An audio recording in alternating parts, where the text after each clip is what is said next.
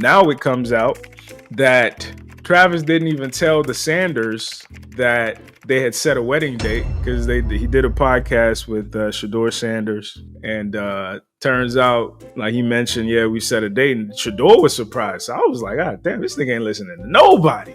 When you get married? May 24th next year, bro. Oh, you already got a date? Yes, bro. Right after a rookie minicamp. Yeah. Damn. Bro, yes, we got a date. Where's it gonna be at? Chattanooga, Tennessee. So why'd you pick Chattanooga, Tennessee out of everything? A good venue, bro. She want to have a good venue. Why don't you just have it at that house? Oh, boy. That would have been tough, too, though. It's not too late. That would have been too. Nah, it's definitely too late. She already paid for everything. It's over with. Damn. It's definitely too late. She already got that date down. Tell you, I could get you. I know some good lawyers. We could get you. And the venue that they're supposed to get married, for whatever reason, is in Tennessee. This girl is not from Tennessee. And come to find out that Tennessee is one of the states where you can essentially dissolve a prenup if you do your marriage paperwork in Tennessee. Of all the places that y'all can get married, you said it's a nice venue? It's nice venues everywhere. Bro, it's so nice, bro. In the scenery, you goddamn could have got married on Folsom Field.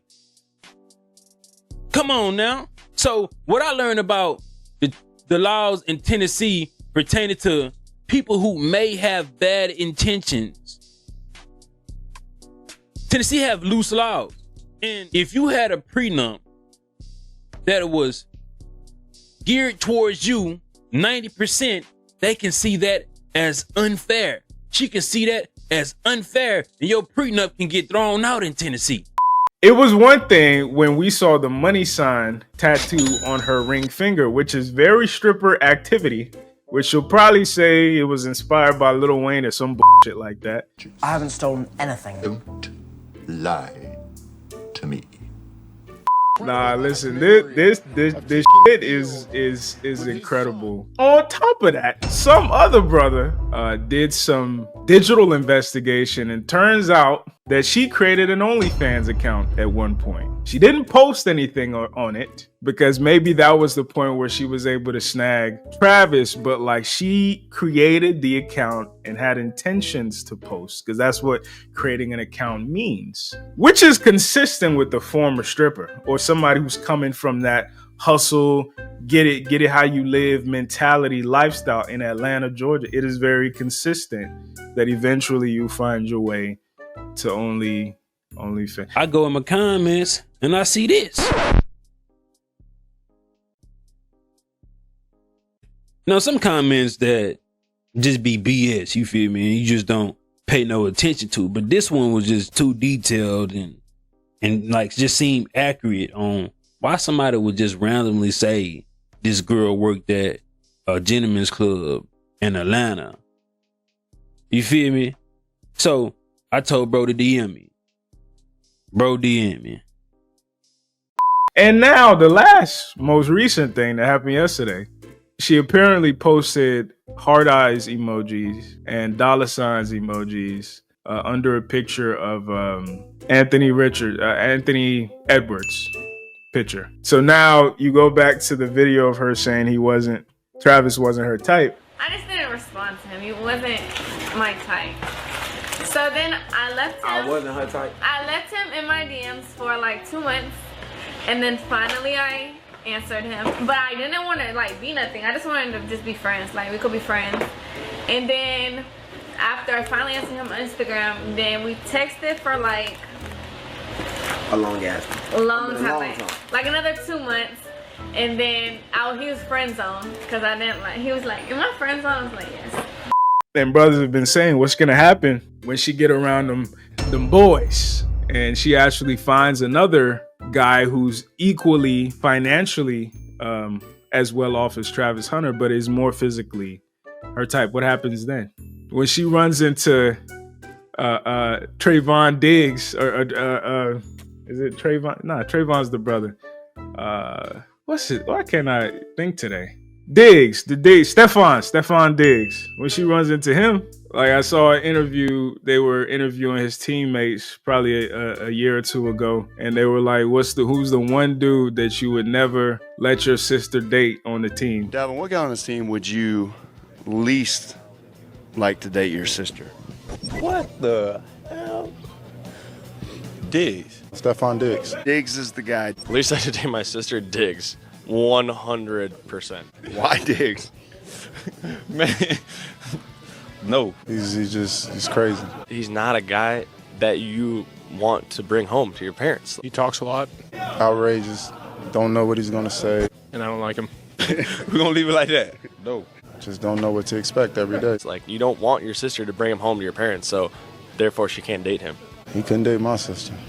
Everybody said Stephon Diggs. So number one, he get hoes. Women don't pick the best amongst men. And he's a competitor. He's a wide receiver. Travis Hunter's a cornerback. Like they make it to the Super Bowl. He like, I'm gonna your bitch. Throw you off your game. This can get really bad is the point that I'm making. That's your little girl over there? What's her name? Easy, boy. Acting like I asked her out or something. I'm just trying to get to know you. Oh, shit. Where's her mama? Oh, okay. I see what's going on. That's your mom. Hey, is it legal to have a kid with your mom, Miss Spain? Because we don't roll like that over here. Hey, I know you hear me. Hey. For the people who are saying, why are men in particular so bought in, so involved, so concerned about this Travis Hunter situation? That's why. I think a lot of us are seeing our former naive selves in Travis in a way, and we're like, no.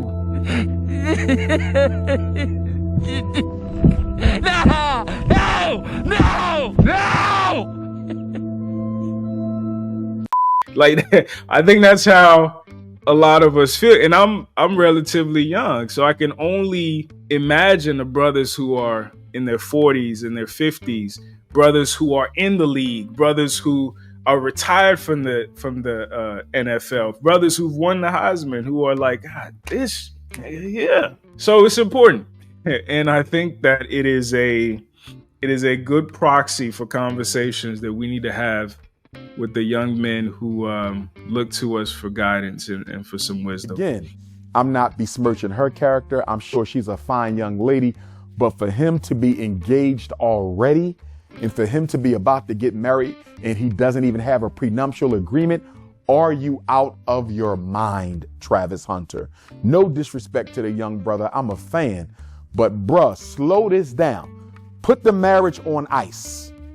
I need him to put that marriage on ice for about 2 or 3 years and don't have any children out of wedlock while that marriage is on ice. My fear, Art, is he's going to run into the queen of his dreams and it's going to be too late.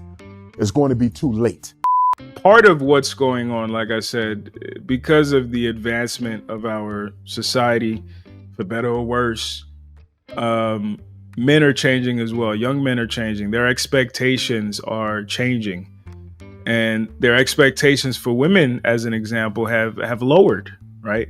And I think it's a consequence of multiple things. In Travis's case, I think because, during the Heisman ceremony, one of the people who gave a speech was his mom, primarily raised by his grandmother. He even said that the person who told him to play football was his grandmother, to a mother who was unprepared to have him and unprepared for the life that would come with being maybe frivolous or maybe irresponsible with her sexual selection, right? Apparently Travis's biological father was, right? And that's the person Travis's mom deemed worthy to risk her life to replicate it. It worked out for her in the sense that she replicated a Heisman Trophy winner in a first-round NFL draft pick, but there are millions of, I've said this before, single moms usually raise pimps or simps. There really is no in between. The pimp is, he saw all the dirt that his mom was doing, or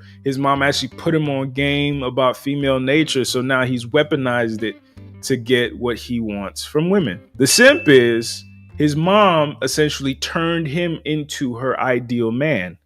And what I try to get single moms to understand is that wanting to have someone to emulate, it cannot be you. Because what they struggling with and what they trying to figure out, man, can only be taught by a man.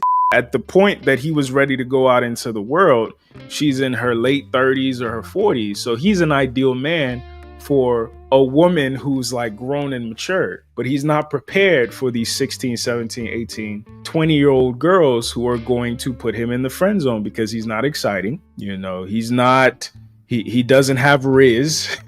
He's not capable of entertaining them, exciting them in the ways that media has trained them to expect from men. Because again, they still want our fingers to be rough. They still want that beautiful guitar music, right? They also want, you know, the fingers to simultaneously be soft. But so that's why men and fathers in particular are so necessary, because fathers are able to articulate those nuances in a way that mothers can't, because women are idealistic by nature. Women are thinking about things from how they feel about it and how things should be, as opposed to how things are.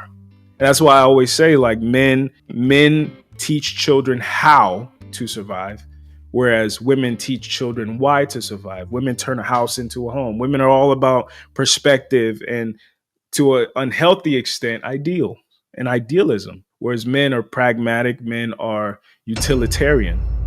Hey, if you've made it all the way to the end, please click that like and subscribe button. Also share this with somebody that you think would gain value from it. Click the thumbnail at the top if you want the full video. Click the thumbnail at the bottom if you want a video that's closely related to this. Again, like, share, subscribe. Appreciate you guys for watching. Check out some more of our content, and I'll see you guys in the next one. Peace.